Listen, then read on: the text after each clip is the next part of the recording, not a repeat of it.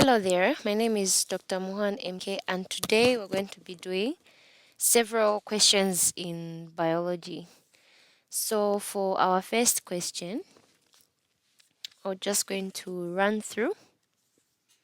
Okay, the question reads, so the questions are a bit faint, but I'll be able to highlight them as we go further. So question 1 reads, which characteristic of living organisms involves ingestion, absorption, and assimilation? So A, excretion, B, growth, C, you have nutrition, D, respiration.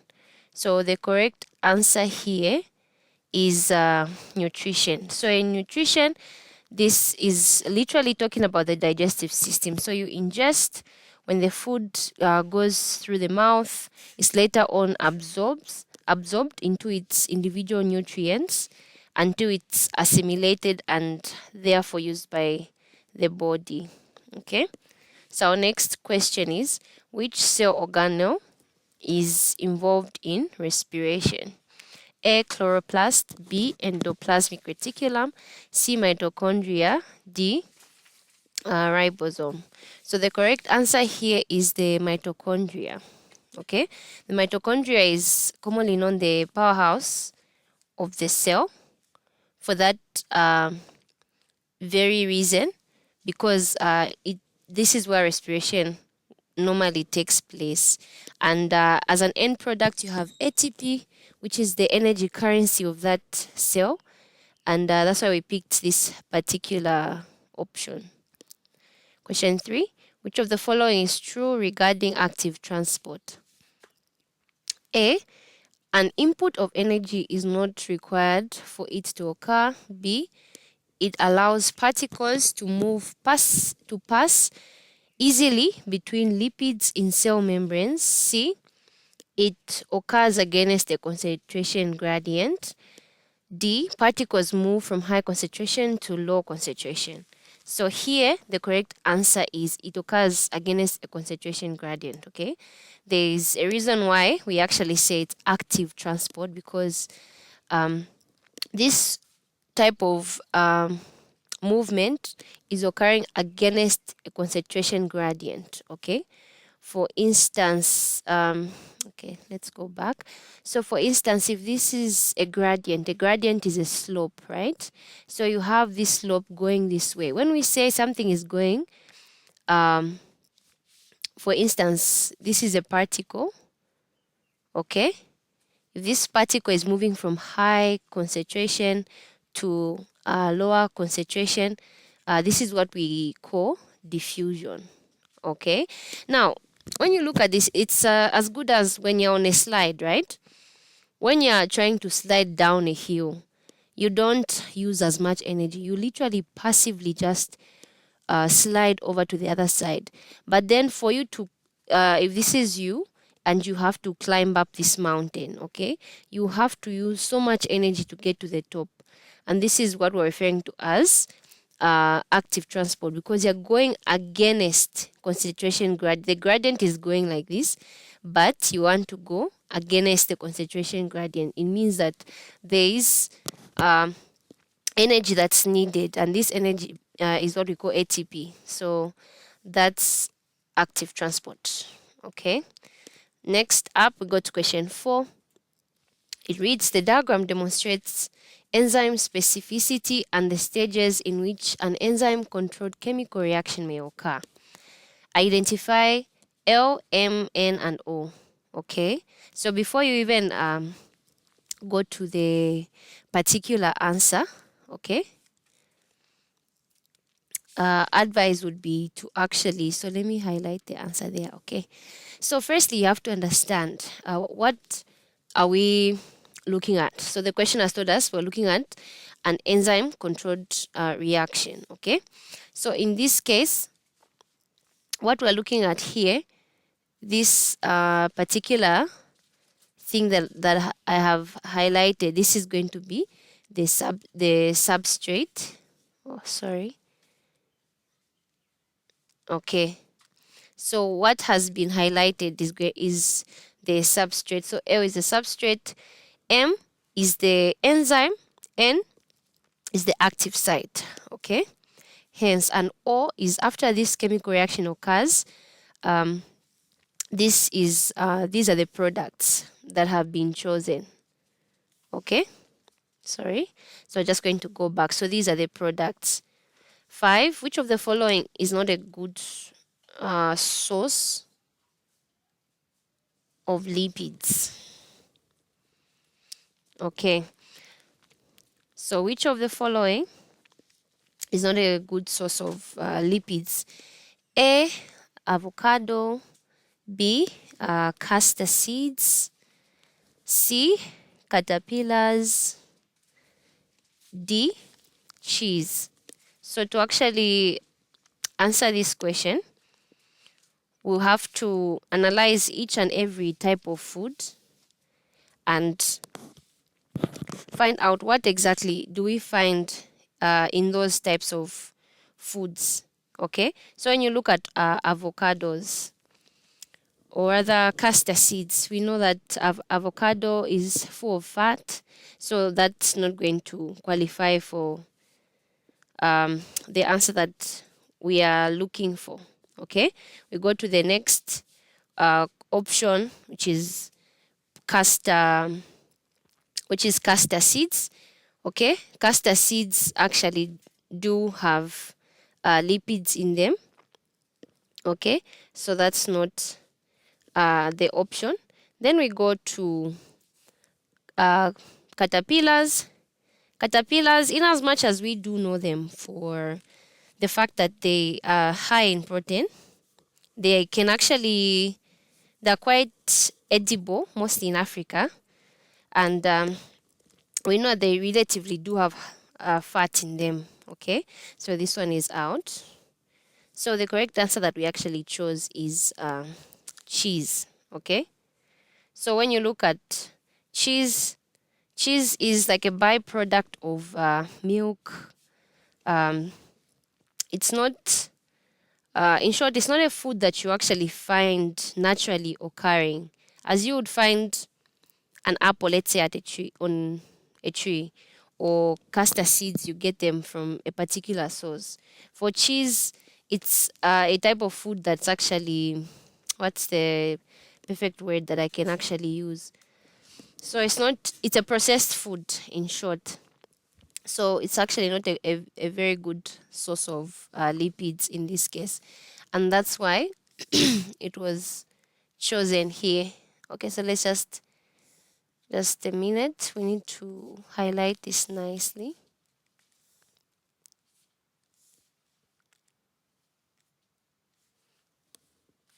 Okay. All right. I hope you're able to see the font. Okay, 6. Which of the following food nutrients promotes peristalsis? Okay. So one key thing, before you actually answer a question, you have to ask yourself, what do they actually mean by peristalsis? Okay. So this is the contraction and relaxation that occurs within the GIT, and this enables food to actually move, okay, from the mouth all the way to the anus.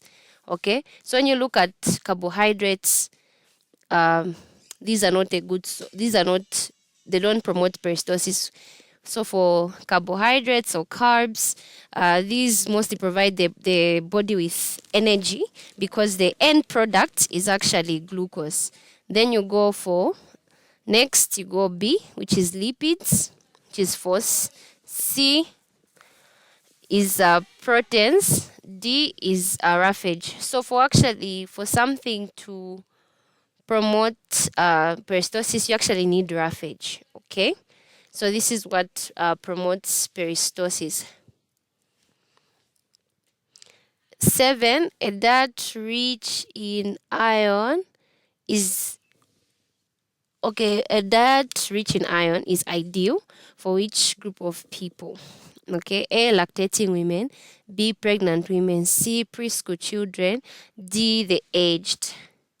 So the correct answer here is the pregnant women. Okay, so pregnant women need more iron because they are literally carrying another human being on the inside of them, and they need this iron to actually, because they provide nutrients both for the baby as well as for themselves. So that iron helps with the within the red blood cells, and they're able to because what the body does is, when the pregnant woman doesn't have iron, that baby starts to use the nutrients that the mother already has, and she ends up becoming malnourished, which is not a very good thing. Question 8. The diagram shows part of a leaf.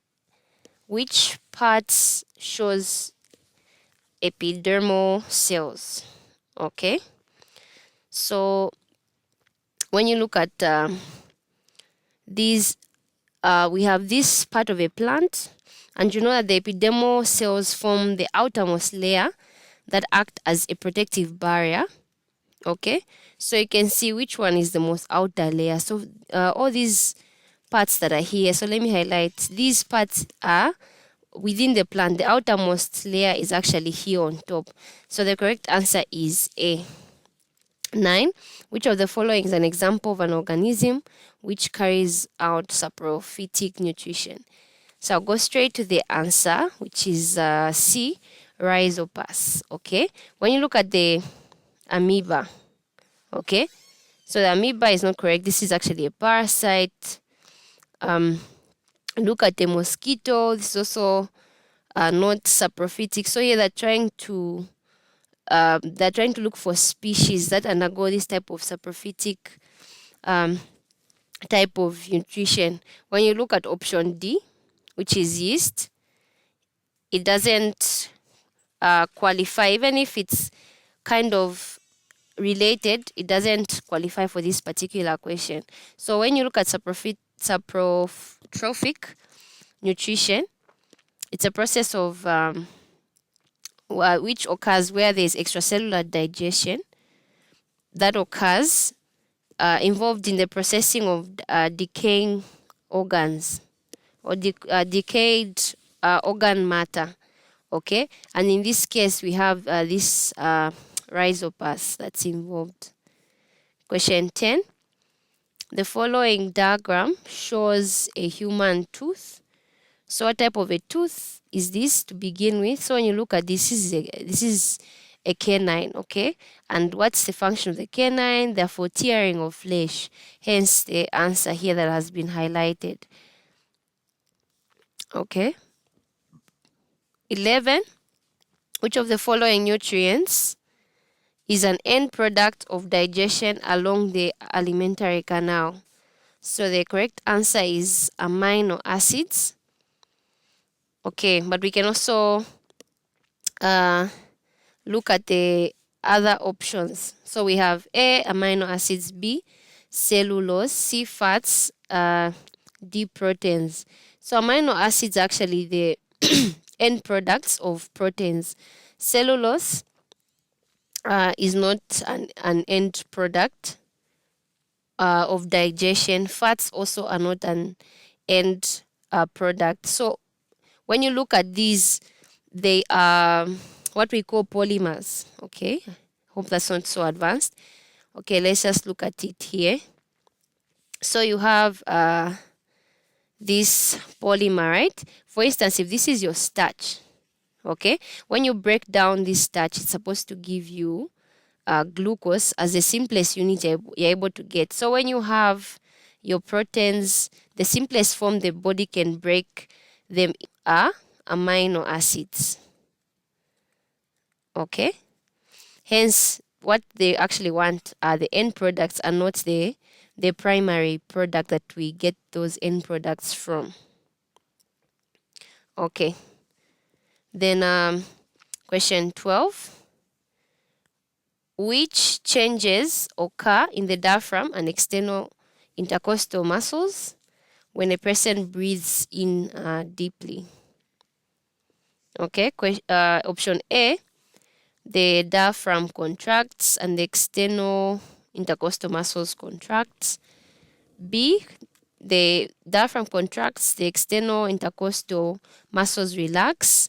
C, the diaphragm relaxes and the external intercostal muscle contracts. D, the diaphragm relaxes, external intercostal muscles also relax.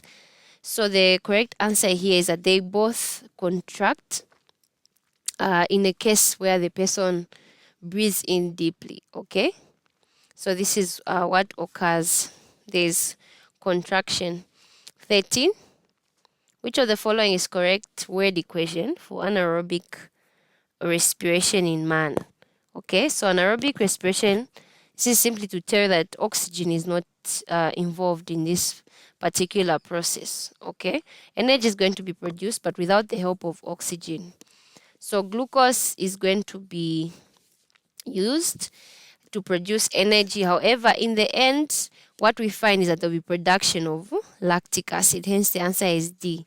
Okay, this is what happens when a runner is on the running track.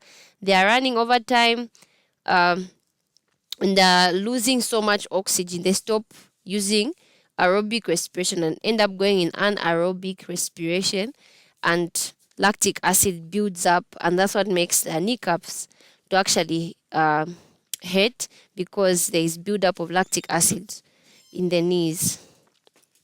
Okay. Question 14. Which of the following can help to reduce the causes of stigma to people living with HIV and AIDS? A, counseling and testing. B, fear. C, myths. D, sensitization. So the correct answer here is counseling and testing. Okay. So in the world full of technology and whatnot, mostly this particular disease is looked upon with eyes of promiscuity, but there are many people that have actually gotten the virus just through different modes. Could have been when during birth, maybe mishandling for professions that deal with so many diseases. That doctor may have pricked themselves. So the best is to do counseling and testing from time to time, so they can actually check the viral load, because the better the viral load, the more this person actually gains confidence to actually fit in with the society. Okay, so they best be counseled, because most of them would maybe suffer from depression because they're thinking of how society looks at them. Question 15. The following diagram shows the tissues in a section of the root of a green plant. Identify the numbers 1, 2, and 3. Okay, so this is the root. Okay, what we notice is that 1, which is the outer layer, let's highlight it. So 1 is the epidermis.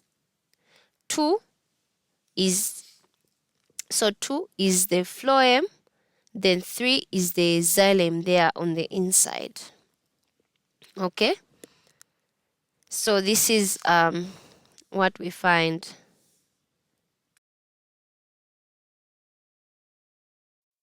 Okay, so we're going to go to question 16 now. Question reads, Jane has blood group A. She needs a blood transfusion. From which blood groups can she receive blood? So the question A is A only, B AB only, C A and AB, D A and O. Okay, so the correct answer is Jane can either receive from a fellow blood group A or O, being the universal donor. Question 17. The following diagram shows the relationship between the blood circulatory system and the lymphatic system. Which labeled part represents the lymph capillary? Okay, so you can see here. Okay, let's highlight this. So this is your blood vessel. There's exchange. Glucose is going out. Oxygen also is going into the cells. You know that the blood vessels transport oxygen and nutrients around the body, or carbon dioxide is being released as a byproduct. Okay, so D is a blood vessel. C, these are cells. When you look at the what I'm highlighting right here, this is actually the lymph vessel. Okay, so certain things go into the lymphatic system. So this is why we named B as the lymph capillary. 18. Which of the following is an excretory product of the lungs? A, bile salts. B, carbon dioxide. C, oxygen. D, urea.